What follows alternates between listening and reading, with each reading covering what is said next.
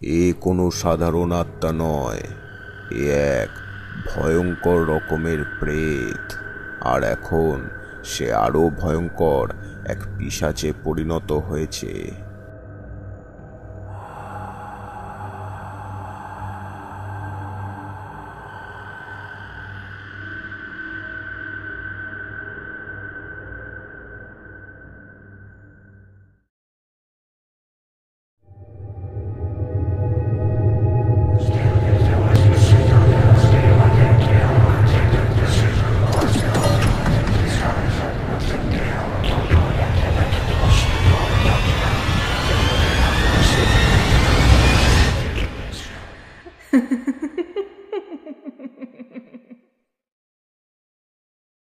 এটা হলো নবকুমার গ্রামের একটা ছোট্ট বাজার। শুধু নবকুমার গ্রামই নয়, আশেপাশের আরও 2-3টে গ্রাম থেকে মানুষজন বেশিরভাগ সময় এই বাজারেই আসে। এই বাজারের মধ্যেই আছে এই গ্রামের অজিত মুখার্জির একটা মুদিখানার দোকান। অজিতবাবু এই গ্রামের একজন সম্মানীয় ব্যক্তি। আশেপাশে তার ভালোই নামডাক আছে। বলতে গেলে সবাই এক ডাকে চেনে, শুধুমাত্র তার ভালো মনের জন্য। গরিব ও সৎ মানুষের প্রতি বরাবরই তার ভালোবাসাটা একটু বেশি।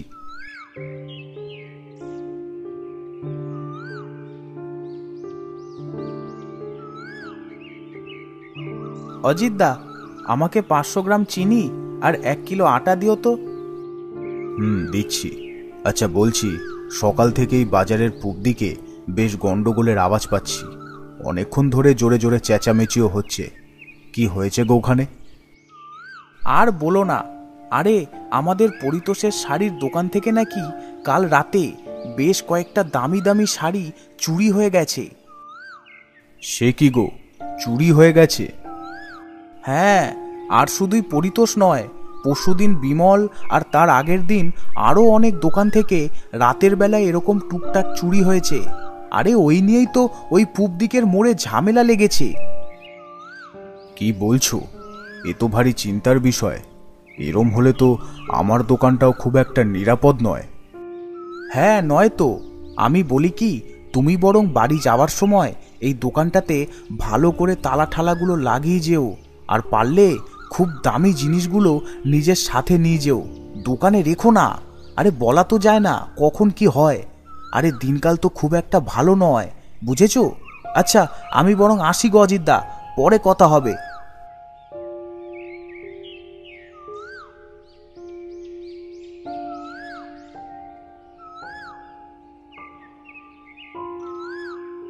কি যে করি, সেই হিসাবে দেখতে গেলে তো সব জিনিসই দামি। কোনটা ছেড়ে কোনটা সরাবো? এই দোকানটাই তো আমার একমাত্র সম্বল। এখন উপরালাই ভরসা। দেখি, পারলে একবার রাতে না হয় খেয়ে দিয়ে এসে দেখে যাব।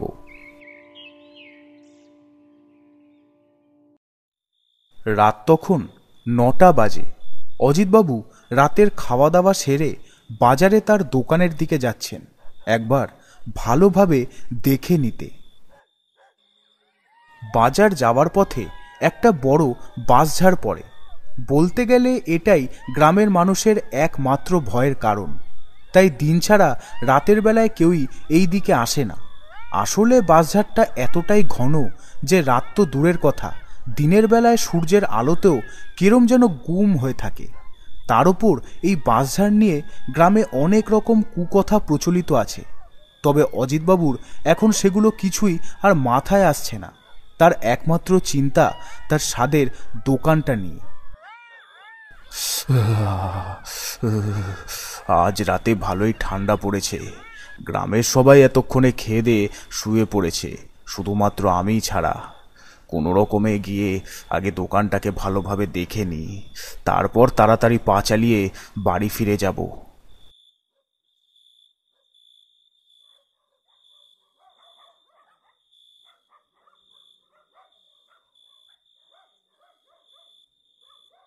না, দোকানটা ঠিকই আছে, তালা দুটোও লাগানো। এই বলে অজিতবাবুর চোখ পড়ল তার দোকানের বাইরে বসে থাকা একটা ভিখিরির ওপর। আরে, এটা ওই ভিখিরিটা না? তাই তো বেশ কয়েকদিন ধরে একে এই বাজারে দেখা যাচ্ছে। মনে হয় আগে যেখানে ছিল সেখান থেকে কেউ তাড়িয়ে দিয়েছে। ইস, এই ঠান্ডায় কিভাবে খালি গায়ে শুয়ে আছে।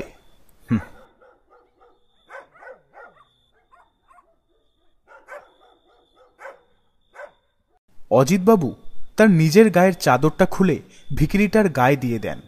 ভিখিরিটা তখন গভীর ঘুমে আচ্ছন্ন, তাই সে কিছু টের পেল না। তবে চাদরটা গায়ে পেতেই দুহাত দিয়ে চাদরটাকে আঁকড়ে ধরল, যেন ভিতর ভিতর সে খুব আনন্দ পেয়েছে, যেন ভেতর ভেতর তার কষ্ট কিছুটা কমেছে।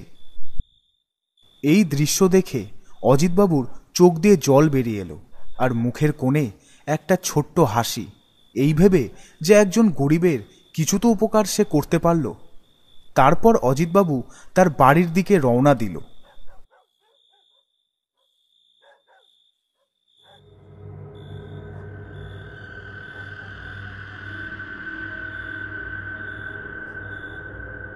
এটা পরিতোষের ছেলে সমন না?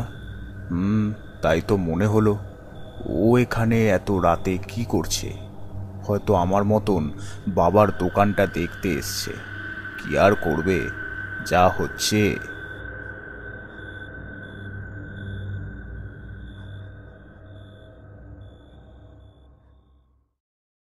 পরের দিন সকালবেলা অজিতবাবু দেখলেন কাল রাতের সেই ভিখিরিটা তার দোকানের সামনে দিয়ে যাচ্ছে। এই যে শুনছো, এই যে এদিকে। আমায় আমায় ডাকছেন? হ্যাঁ হ্যাঁ, এদিকে এসো।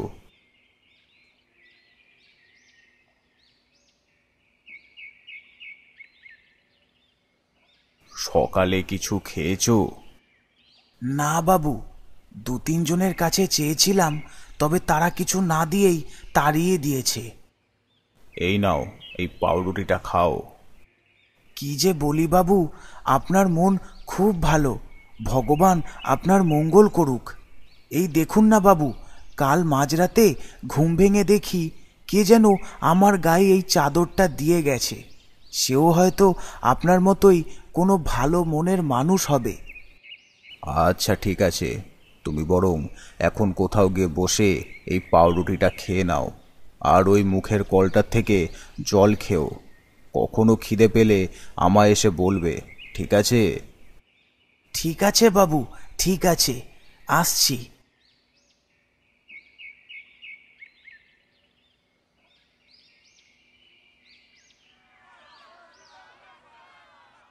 কিছুক্ষণ পরে একটা আওয়াজ অজিতবাবুর কানে আসে। আরে, কোথাও কি আবার কোনো গন্ডগোল লাগলো নাকি?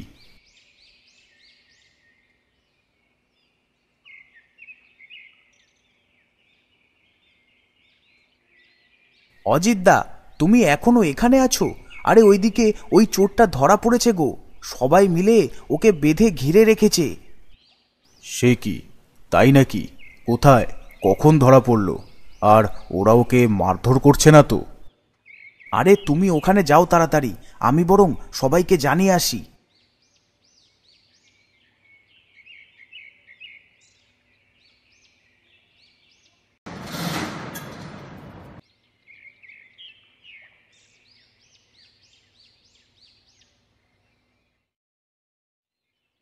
গিয়ে সেখানকার দৃশ্য দেখে তো আমি অবাক।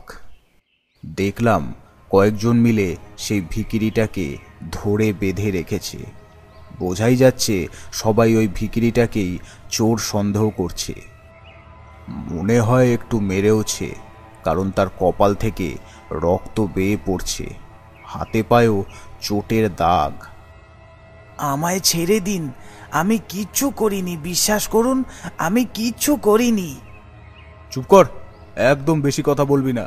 কদিন ধরেই এখানে ঘুরঘুর করছিলি, তোর সব মতলব বুঝি।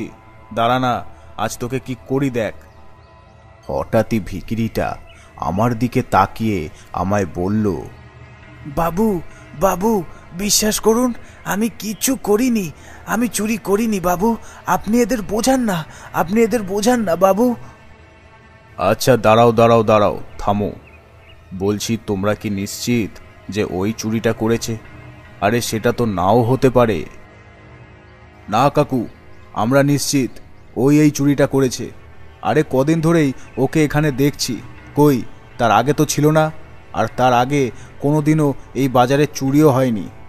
আজ ওকে মেরে শেষ করে দেব। আচ্ছা ঠিক আছে, বুঝলাম। কিন্তু দেখো, মেরো না।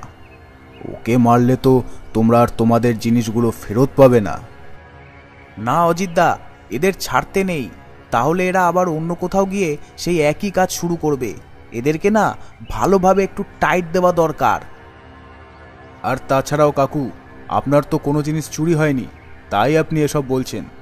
আমরা কারো কথা শুনবো না। এই, মার মার। না না না না। এরপর ওরা আমার সামনেই ওই ভিখিরিটাকে মারতে শুরু করলো। চোখের সামনে এই করুণ দৃশ্য দেখে সহ্য করতে পারলাম না। আর এক মুহূর্ত ওখানে দাঁড়িয়ে না থেকে দোকানে চলে এলাম। তবে আসতে গিয়ে দেখলাম দূরে একটা গাছের পেছন থেকে পরিতোষের ছেলে সমর এই ঘটনাটা উকি মেরে দেখছে। তার মুখে যে হাসির ছাপ, সেটাও বুঝতে পারলাম।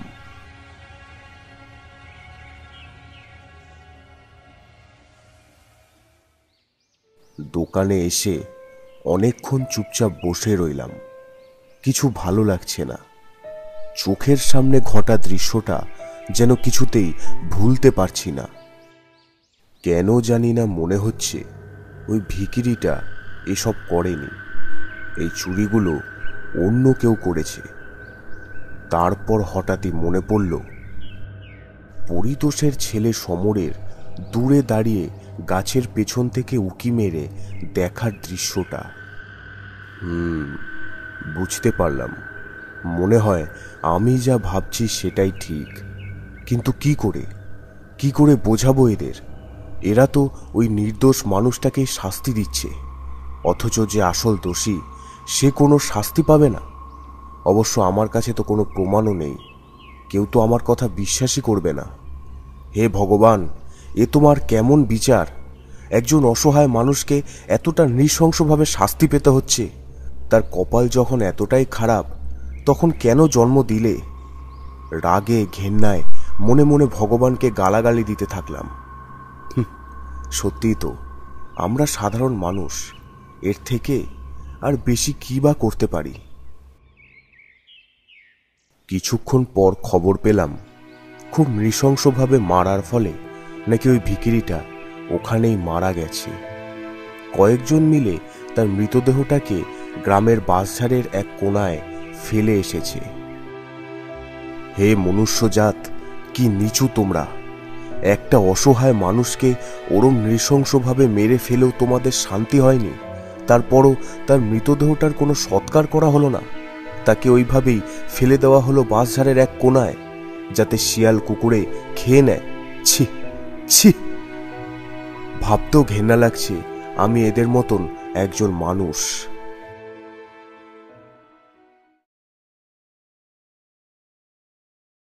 এরপর মাঝখানে বেশ কয়েকটা দিন কেটে গেছে। আমি একদিন সকালে আমার দোকানে বসে আছি। হঠাৎই, অজিতদা, তুমি কি খবরটা পেয়েছো? শুনেছো কি হয়েছে? খবর? কি খবর?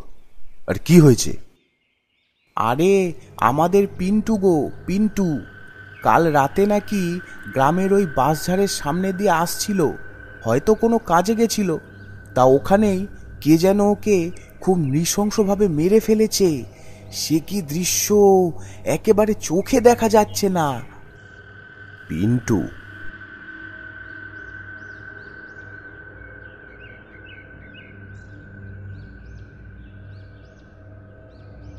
এসব কি বলছো?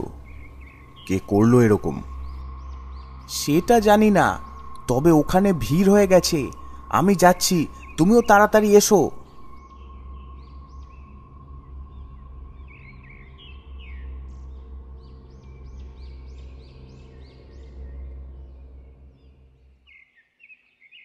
দোকানটা বন্ধ করে এগিয়ে চললাম সেই বাঁশঝাড়ের দিকে। পৌঁছে পৌঁছে সেখানকার দৃশ্য দেখে তো আমি শিউরে উঠি। দেখলাম একটা মৃতদেহ নিচে মাটিতে পড়ে আছে। তার মাথা নেই, শরীরের বিভিন্ন জায়গায় ক্ষত, যেন কেউ মাংস কামড়ে বাদ দিয়েছে। দেখে চেনার কোনো উপায় নেই যে মৃতদেহটি কার। আচ্ছা, এটা যে পিন্টুর মৃতদেহ, এটা তোমরা বুঝলে কি করে? হ্যাঁ অজিতদা, এটা আমাদের পিন্টুই। কারণ কাল শহরে যাবে বলে পিন্টু যখন মালপত্র নিতে আমার কাছে এসেছিল তখনও এই পোশাকই পরেছিল। আর তাছাড়াও এই জুতো, এই গায়ের রং সবই তো পিন্টুর মতন। মনে হয় কাল রাতে শহর থেকে এ পথ দিয়ে ফেরার সময় এই ঘটনাটা ঘটেছে।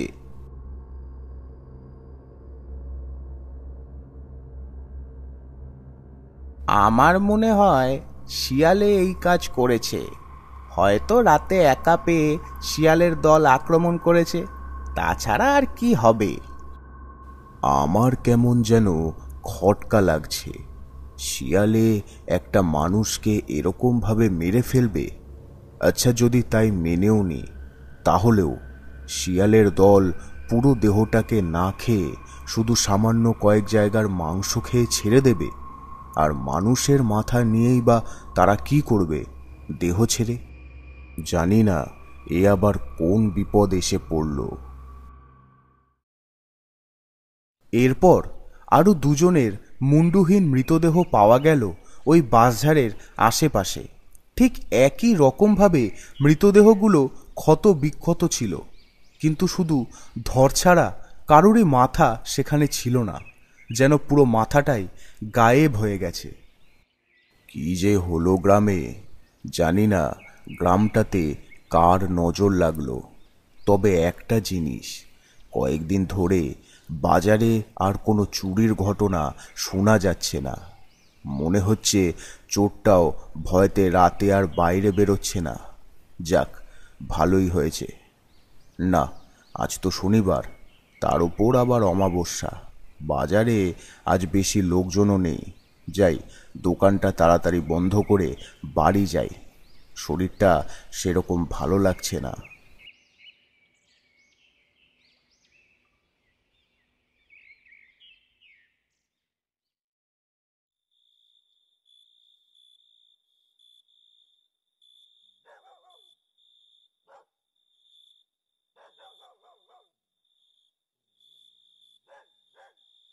ওই ভিখিরিটার ঘটনাটা ঘটার পর বেশ কয়েকদিন পাশের গায়ে গিয়ে লুকিয়েছিলাম কাজের দোহাই দিয়ে।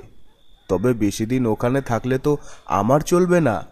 আজ ফিরে সবার আগে একটা ভালোই দাও মেরেছি। কি করব, বাবা তো আমাকে একটাও টাকা পয়সা দেয় না, তাই এসব করতে হচ্ছে। একদিক দিয়ে ভালোই হয়েছে, করলো কে আর মরলো কে, হ্যাঁ? এখন এই মালগুলো শহরে গিয়ে বেচে দিতে পারলেই মোটা মোটা ইনকাম। তবে গ্রামে ঢোকার মুখে কি যেন শুনলাম কয়েকজন নাকি মারা গেছে। সে মরুক গে, তাতে আমার কি।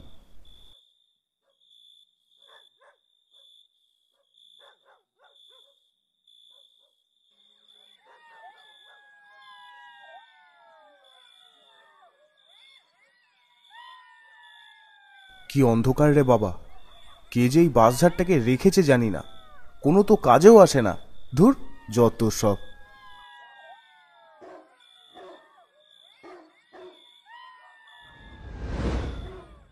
কে কে কে কে? মনে হলো কে যেন পেছনে ছিল। না না, মনের ভুল। যাই, এখন তাড়াতাড়ি পা চালাই।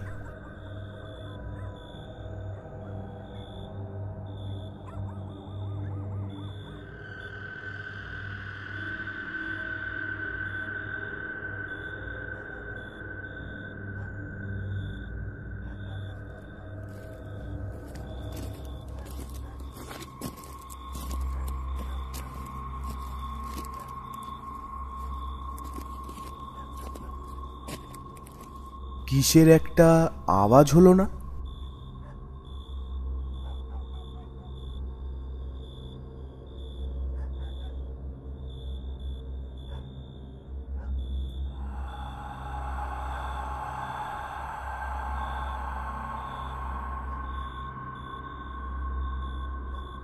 কে কে ওখানে?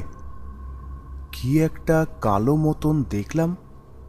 না, আমার মনে হয় অন্ধকারে ভুল দেখেছি।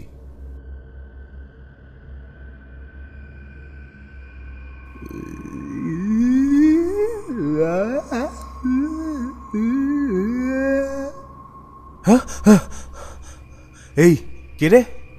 কে রে ভয় দেখাচ্ছিস? জানিস আমি কে? একদম শেষ করে দেবো।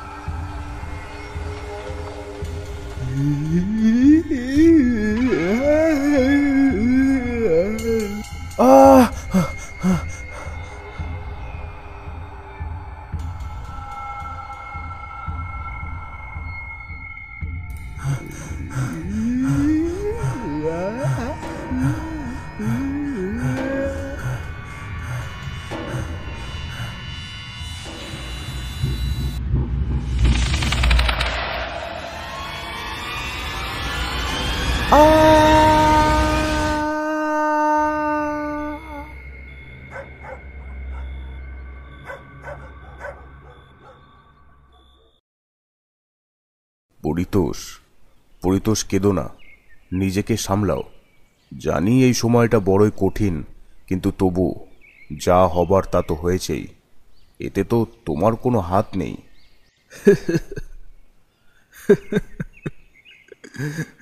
কি বলবো অজিতদা, নিজের ছেলেকে চোখের সামনে ওরম অবস্থায় দেখে আর সহ্য করতে পারিনি। কে করলো এরম? ওর তো কোনো শত্রু ছিল না। অজিতদা, কি হচ্ছে বলো তো?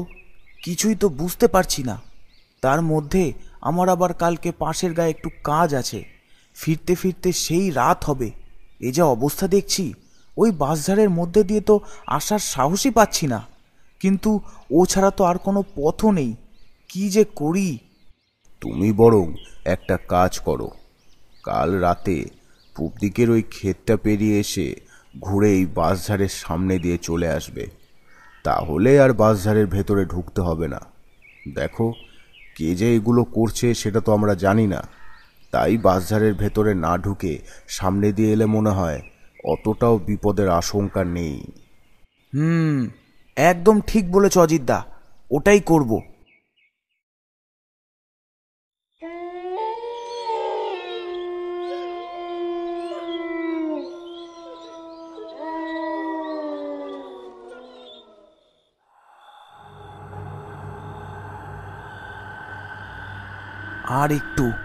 আর একটু এগোলেই এই বাঁশঝাড়টা পেরিয়ে যাব। ভগবান রক্ষা করো, রক্ষা করো।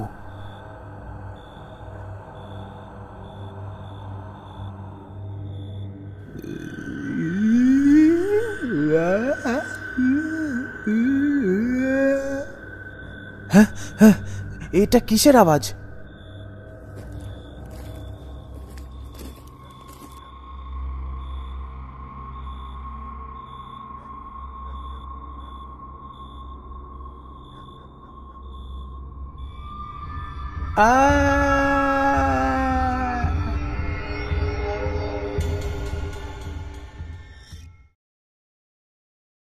এরপর থেকে শুধু বাঁশঝাড়ের মধ্যেই নয়, সারা গ্রামেই যেন সেই তাণ্ডব শুরু হয়ে যায়। প্রতিদিন সকালেই মানুষ ঘুম থেকে উঠে দেখে রাস্তাঘাটে এখানে ওখানে কুকুর বিড়াল মরে পড়ে আছে মুন্ডুহীন অবস্থায়। গাছের তলায়, মানুষের বাড়ির উঠোনে বিভিন্ন রকমের পাখি, কাক মরে পড়ে আছে, তাদেরও মাথা নেই। সারা গ্রামে তখন শুধু আতঙ্কের ছাপ। মানুষজন রাতের বেলায় বাড়ির বাইরে বেরোতেই নয়, নিজের ঘরে একটু জোরে কথা বলতেও যেন ভয় পেত। না, আর এটা চলতে দেওয়া যাবে না। আমাদের খুব শিগগিরই কিছু একটা করতেই হবে। অজিতদা, আমাদের বরং পাশের গায়ের ওই তান্ত্রিকের কাছে যাওয়া উচিত, কারণ আমার মনে হয় এসব কাজ কোনো অতৃপ্ত আত্মার কাজ। ওই তান্ত্রিকই একমাত্র এসবের হাত থেকে পুরো গ্রামকে বাঁচাতে পারে। ঠিকই বলেছ। তাহলে চলো, গ্রামের কয়েকজন লোককে সাথে নিয়ে এখনই ওই তান্ত্রিকের কাছে যাই। চলো।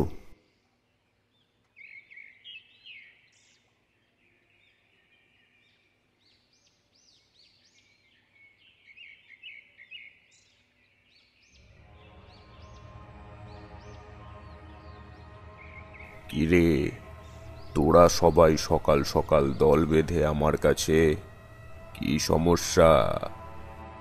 বাবা, আমাদের গ্রামটাকে বাঁচান। একে একে আমাদের গ্রামের সবাইকে সে মেরে ফেলছে। এখন এই বিপদ থেকে আপনি পারেন আমাদের রক্ষা করতে। হ্যাঁ বাবা, কিছু একটা করুন। এখন তো আমরা রাতে আর ভয়ে বাড়ির বাইরে বেরোতেই পারি না। দাঁড়া।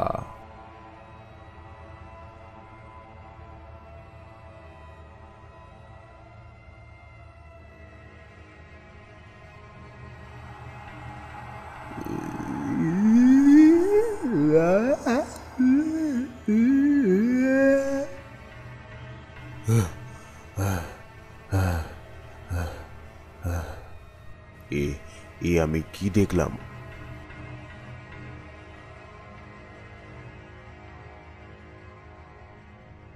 কি হলো বাবা, কি হলো? এ কোনো সাধারণ আত্মা নয়, এ এক ভয়ঙ্কর রকমের প্রেত। আর এখন সে আরো ভয়ঙ্কর এক পিশাচে পরিণত হয়েছে। অবশ্য এর জন্য তোরাই দায়ী। একজন অসহায় নির্দোষ মানুষকে চোর সন্দেহ করে তাকে মেরে ফেললি, আর তারপর তার সৎকার না করে ওই বাঁশঝাড়ে গিয়ে ফেলে দিয়েলি। ছি! যাই হোক, তবে এর সাথে লড়াই করা আমার একার পক্ষে সম্ভব নয়। এর জন্য আমার তোদের মধ্যে কোনো একজনের সাহায্যের দরকার। আমরা আমরা না না, আমরা কি করে?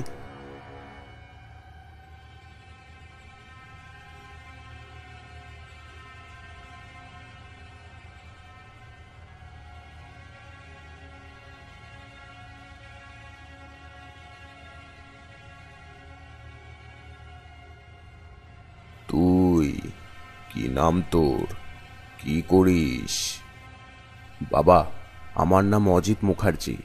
পাশের গায়ের বাজারে আমার একটা ছোট্ট মুদিখানার দোকান আছে। এদের প্রত্যেকের মাথার উপর বিপদের যে ছায়াটা আমি দেখছি, সেটা তোর মাথার উপর দেখতে পারছি না। এর থেকে এটা নিশ্চিত যে সে তোকে প্রাণে মারবে না, সেটা যে কারণেই হোক না কেন। তুই পারবি এই কাজটা করতে। আমি? আচ্ছা ঠিক আছে, কি করতে হবে বলুন।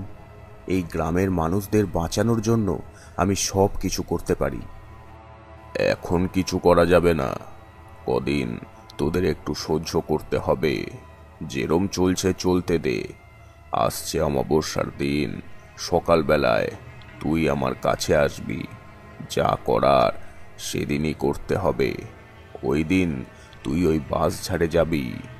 অমাবস্যার দিন এইরকম প্রেতদের শক্তি আরও বাড়ে, আর সেই দিনই তাদের একেবারে শেষ করা সম্ভব।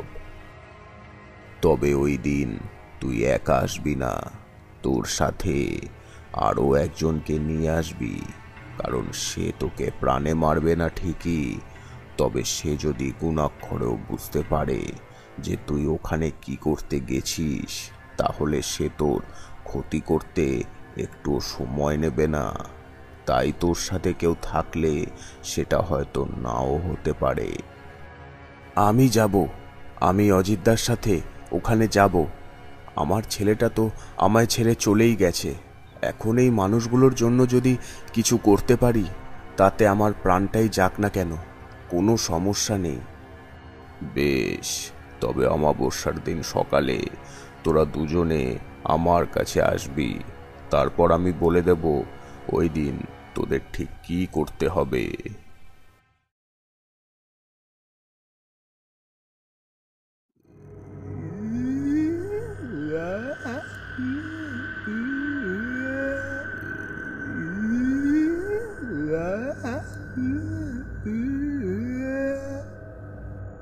জানি না আজ রাতে আবার কার কপালে মৃত্যু আছে।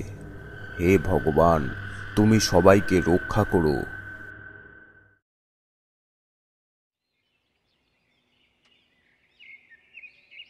এসেছিস, তাহলে এবার আমার কথা মন দিয়ে শোন।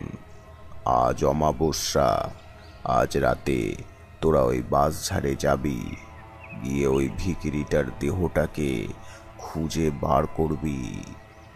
কিন্তু ওর মৃতদেহটাকে ওরা তখন কোথায় ফেলেছিল সে তো আমরা জানি না।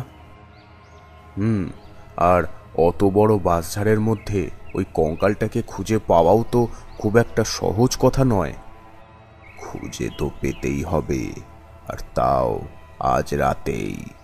আজ রাত 11টা থেকে ভোর 4টের মধ্যে যে করেই হোক ওই কঙ্কালটাকে খুঁজে তাতে আগুন লাগিয়ে দিতে হবে, আর তার সাথে একটা মন্ত্র বলতে হবে।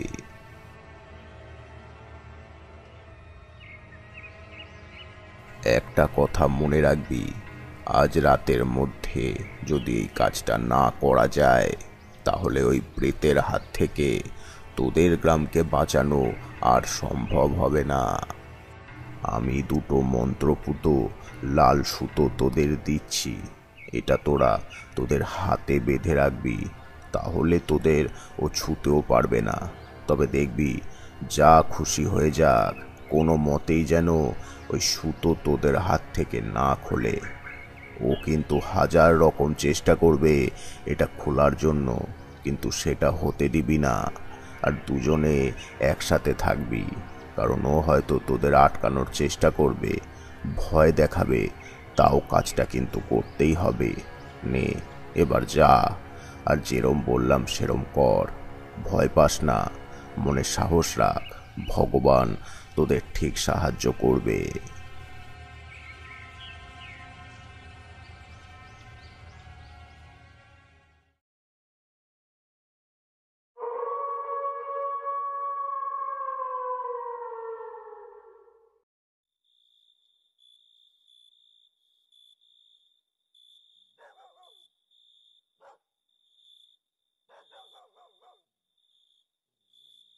অজিতদা, কই এখনো তো কিছু হলো না? বাঁশঝাড়টা দেখেছো? কেরম যেন পুরো শান্ত লাগছে। কেন, তুমি কি চাও কিছু হোক? না, সেটা না, মানে আমি বলছি যে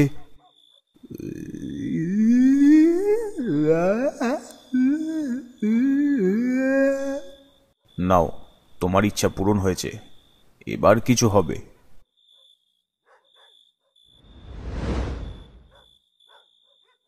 ভয় পেও না, বাবা তো বলেছেন ও আমাদের কোনো ক্ষতি করতে পারবে না। এখন যত তাড়াতাড়ি সম্ভব ওর কঙ্কালটাকে আমাদের খুঁজে বার করতে হবে। চলো।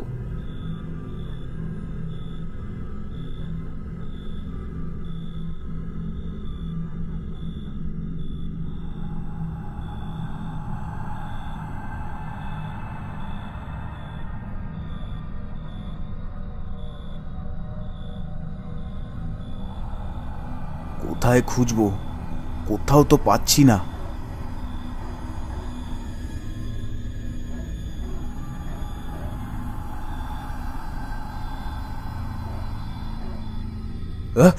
কে কে? কি হলো?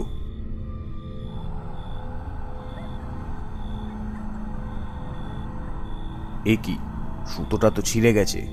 ঠিক আছে, ভয় পেও না, তুমি আমার সাথে সাথেই থাকো। অজিতদা, ওখানে ওটা কি? কোথায়?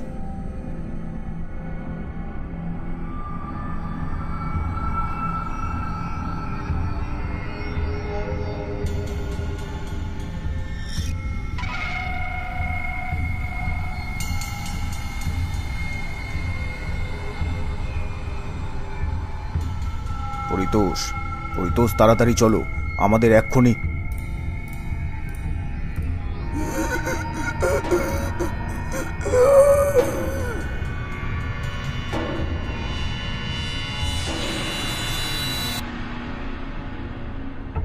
নিজের চোখের সামনে এই দৃশ্য দেখে অজিতবাবুর যেন প্রাণটাই বেরিয়ে যাচ্ছিল।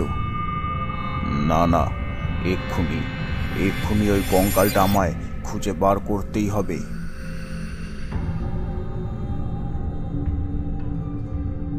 এরপর থেকে অজিতবাবু পাগলের মতো এদিক ওদিক সেই কঙ্কালটাকে খুঁজতে লাগলো।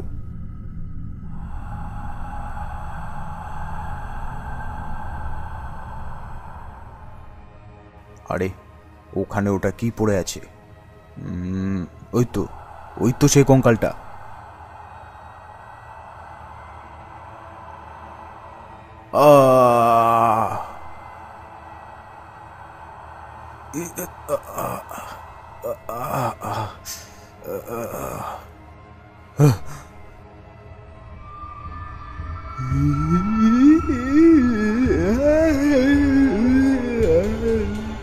বাবু, চলে যান, এখানে থাকবেন না, চলে যান, যান। দেখো, আমি তোমার কাছে হাত জোড় করে বলছি, আমি তো তোমার কোনো ক্ষতি করিনি। হ্যাঁ, এটা ঠিক যে সেদিন তোমার সাথে অনেক অন্যায় হয়েছে, আমি স্বীকার করছি, কিন্তু তুমি তো তাদের সবাইকে মেরে ফেলেছ। তোমার তো বদলা নেওয়া হয়ে গেছে, তাহলে তুমি বাকিদেরকে কেন মারছো? ওরা তো কোনো দোষ করেনি, ওরা তো কিছু জানেই না। তুমি যদি ওদেরও এরমভাবে মারো, তাহলে তোমার আর ওই দোষী মানুষগুলোর মধ্যে তো কোনো পার্থক্য থাকবে না। ভেবে দেখো, যে নিরপরাধ মানুষগুলোকে তুমি মারছো, তাদের হয়তো পরিবার আছে, ছোট ছোট বাচ্চা আছে, তারা তো অনাথ হয়ে যাবে। তাই বলছি, তুমি এরম করো না, দয়া করে আর কাউকে মেরো না।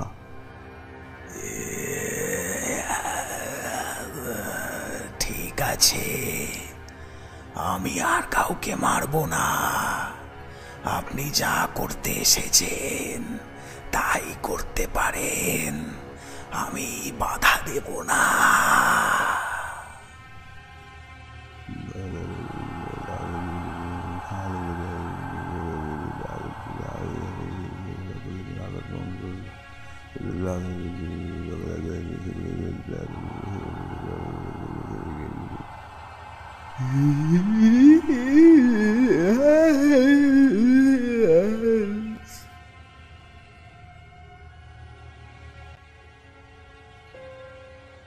আমি পেরেছি, আমি পেরেছি ভগবান, আমি সবাইকে বাঁচাতে পেরেছি।